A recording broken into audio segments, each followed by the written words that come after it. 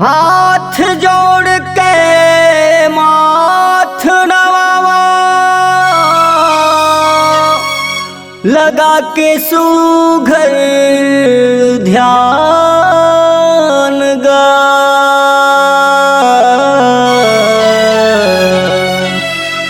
गुरु मोर ऊपर ते रख दे कृपा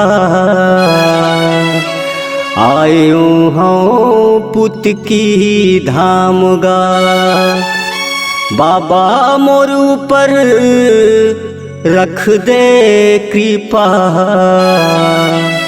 आए हूँ बघमार धाम गा।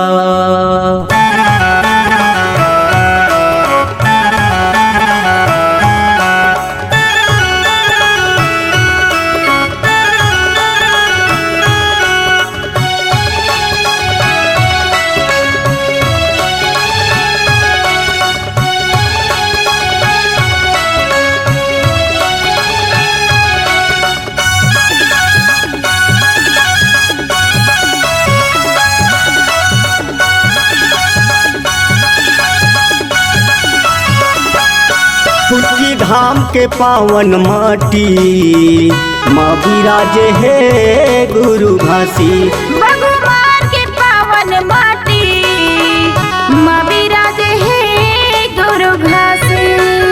अगल बगल सीढ़ियाले चढ़ के अगल बगल सीढ़ियाले चढ़ के दरस करे नर नारी पुटकी धाम के पावन माटी माँ विराजे है बाबा घासी भगवान के पावन माटी माँ विराजे है गुरु घासी।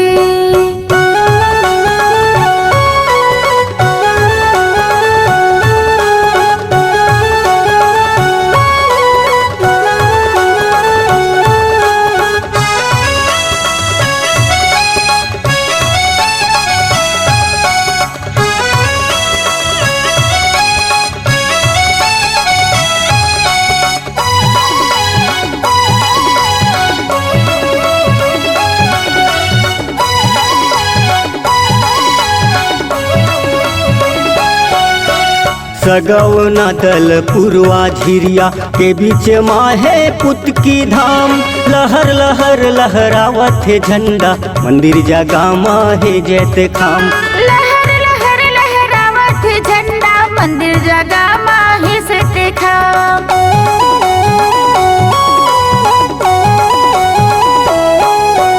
सगवना दल पुरवा झिरिया के बीच माहे पुटकी धाम लहर लहर लहरावत है झंडा मंदिर जगा माहे जैते खाम लहर लहर लहरावत है झंडा मंदिर जगा माहे से खाम। बाबा तोर भजन गाथौता गुरु तोर भजन गाथौता भूख ना लगे मोला पियासी पुटकी धाम के पावन माटी माँ विराजे है बाबा घासी भगवान के पावन माटी माँ विराजे है गुरु घासी।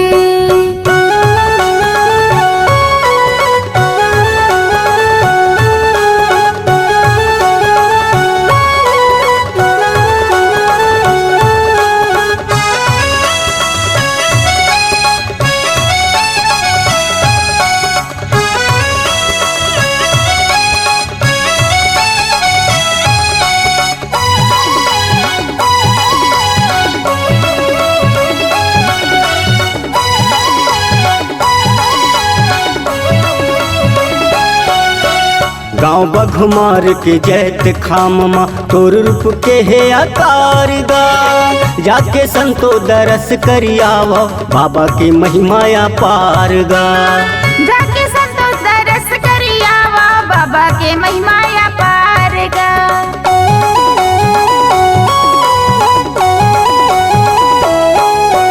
गाँव बघमार के जैत खाम माँ तोर रूप के है आकार गा जाके संतो दरस करियावा बाबा के महिमाया पार गा जाके संतो दरस करियावा बाबा के महिमाया पार गा।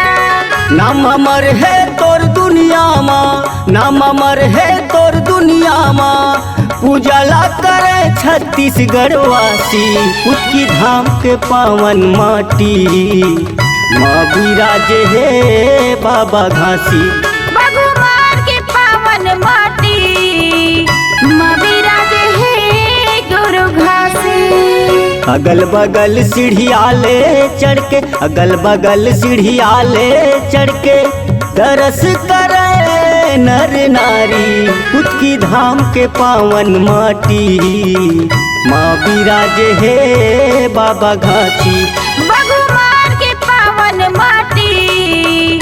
माँ विराजे है गुरु घासी। ए मोर भैया जी हाँ विराजे गुरु घासी। ये मोर दीदी जी हाँ विराजे गुरु घासी। ये मोर भैया जी हाँ विराजे बाबा घासी।